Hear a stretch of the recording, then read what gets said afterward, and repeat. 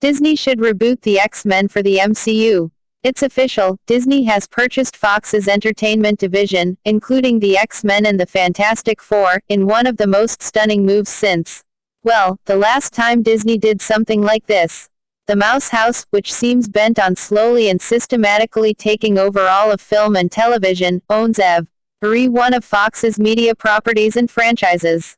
Avatar, The Simpsons, Alien, Planet of the Apes, even the X-Files. But none of those are probably more important than Marvel Studios, also owned by Disney, reacquiring the film and television rights to one of its most popular properties, after almost 2 decades of having to keep its hands off the X-Men. Fans have been quick to assume this means that Avengers characters will soon mix things up with Fox's existing roster of X-Men on the big screen, but is that really how Marvel will handle it? Though Disney may have tied the new Star Wars trilogy heavily to the original trilogy, incorporating the movie version of the X-Men into the Marvel Cinematic Universe would be far more complicated. Here's why it makes far more sense for Marvel to scrap Fox's entire X history and start over from scratch. The Avengers movies and all of the solo character flicks that are part of Marvel's Cinematic Universe more or less keep with the real-world state. In 2017, it's 2017 in Marvel's movies, too. One exception was Guardians of the Galaxy Volume 2, which was set just a few months after the first movie.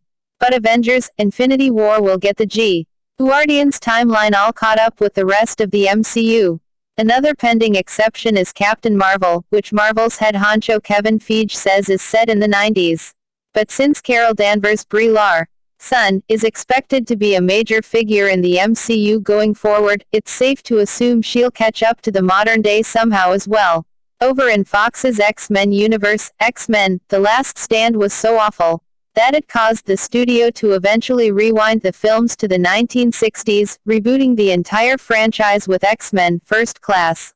Each subsequent film has jumped forward by roughly a decade, though the characters don't appear to age. And the upcoming X-Men: Dark Phoenix will continue that trend, bringing the action into the 1990s. So, 2017 and the 1990s. Aside from the logistics of combining these disparate timelines, how would you explain why Tony Stark and S.H.I.E.L.D. have been completely ignoring the many superpowered mutants all around the world? Likewise, why haven't the modern-day X-Men ever dialed the Avengers and asked for help all those times Magneto or some other villain tried to kill them? The big screen's Avengers and X-Men are separated by 30-some years. Combining them would require folding time, merging alternate universes, or some other ridiculously complicated sci-fi rigmarole.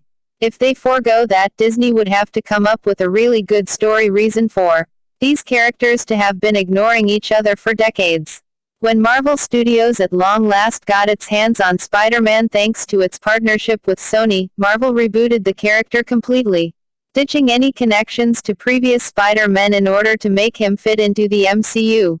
Doesn't it follow that they'll do the exact same thing with the X-Men, to make those characters and stories their own, rather than being beholden to all the baggage that comes with Fox's messy, contradictory continuity? Imagine the appeal of starting with a clean slate.